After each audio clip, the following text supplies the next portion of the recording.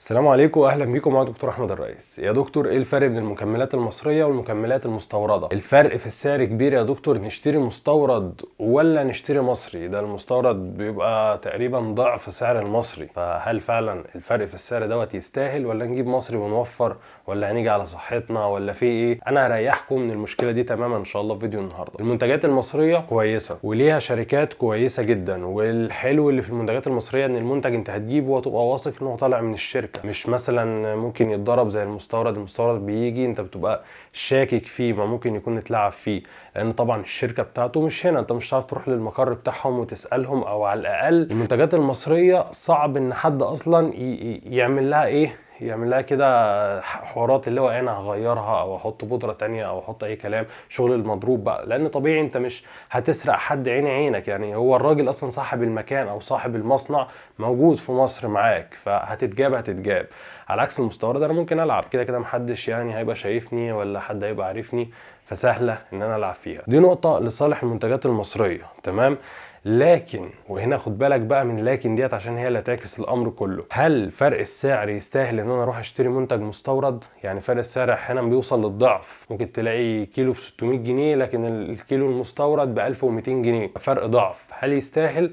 يستاهل. ليه يستاهل بقى بالرغم ان انا بقول لك كل الكلام ده على المنتج المصري؟ لان المنتجات المستورده لو انت طبعا واثق ان ده المنتج اللي طالع من الشركه المستورده، يعني بتتعامل مع ناس موثوقه، بتتعامل مع محل جايب لك فعلا منتج من بره بكرتونته بالقفله بتاعته، واثق من المكان. المنتج اللي جاي من بره دوت منتج جاي من شركه بتشتغل في المجال دوت بقالها 30 40 50 سنه. عندنا مثلا ماسل تك، اون نيوتريشن، كل المكملات او مصانع المكملات دي او الشركات دي بتتعامل في الحاجات دي بقالها زمن كبير قوي، فعارفه بتحط ايه على ايه، عارفه اصلا البروتين اللي هي بتجيبه دوت بتدخله في مراحل عامله ازاي عشان تطلعه ايزوليت او تطلعه بالجوده اللي انت بتاخدها، جوده فعلا تستحق اللي انت تدفع فيها الفرق، لان جسمك هيمتصها اسرع، جسمك هيستفاد بيها. هيحطوا لك اضافات مش الواو او مش الاضافات اللي هو انت متخيل ان دي اعظم اضافات، لا، بس اضافات فعلا بتحسن امتصاص الماده دي، واضافات فعلا هي مفيده ان هي تبقى زي ما تقول كده في منافسه مع شركات تانية. يعني الشركات دي بيبقى في شركات تانية بتنافسها، فهي عايزه تعلي عليهم، هتحط اضافه اعلى، فالتانية هتحط اضافه اعلى، فانت العميل هتستفاد من التنافس ده. على الجانب التاني عندنا في مصر الشركات قليله شويه، واللي هيعمل منتج مثلا ما فيش منافسين حواليه كتير، تمام، فطبيعي هو بيعمل ايه؟ بيروح يجيب الماده الخام، مثلا يعني منتج زي البروتين، هروح اجيب بروتين خام الكيلو بتاعه ب 400 او 500 جنيه كحد اقصى، يعني هجيبه هعمل له مثلا فلتريشن او اللي هو هنضفه شويه، اشيل منه الشوائب، ممكن اضيف عليه شويه حاجات وابيعه لك ب 600 700 جنيه، ضفت عليه مثلا 100 جنيه او 200 جنيه بس، لا اكتر ولا اقل. على عكس الشركات بره فعلا بيبقى عندهم فكر في المكمل دوت، ازاي هنعلي امتصاصه، ازاي هيفيد الشخص، ازاي لما ياخده بعد التمرين هيدخل العضلات بصوره اسرع، هيمتص في المعده بشكل احسن، او يروح للامعاء اقصد بشكل احسن فيمتص اسرع.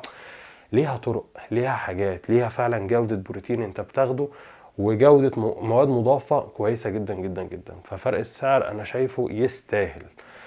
بشجع طبعا المنتجات المصري وعايزها ان شاء الله تتطور في المجال دوت، وان شاء الله بعد 5 سنين او 10 سنين نكتفي بالمنتجات المصرية، لان احنا هنبقى ان شاء الله في طفرة او بنعمل تغيرات كويسة وصلنا لمنتج كويس. بس الكلام اللي انا بقوله لك دوت صدقني، يعني انا بقوله لك من ناس عندها فعلا مصانع وعندها فعلا محلات مكملات، هي اللي قايلة كده، فاهم؟ يعني هو الراجل بصدق، الراجل بيطلع فعلا اللي عنده، بيقول لك احنا بنطلع منتج بس طبعا مش زي المنتج المستورد. الناس ديت واصله من قبلنا بقالها كتير وعندها امكانيات كبيره، فاحنا المنتج بتاعنا مش زيهم. فدي نقطه من اول السطر.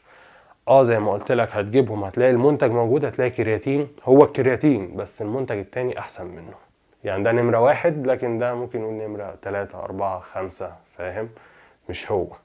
بس ده كان كل كلام فيديو النهارده، والاختيار ليك طبعا. فاين حبيت بقى مصري مستورد بس براحتك، يعني معاك فلوس هتدفع يا باشا، هتشوف اللي عمرك ما شفته. مش معاك روح هات مصري، ويعني ربنا يوفقك ونعمل الفورمه على خير. بس يا سيدي، لو استفدت من الفيديو ده ما تنساش انك تعمل سبسكرايب للقناه، ويلا احلى سلام عليك.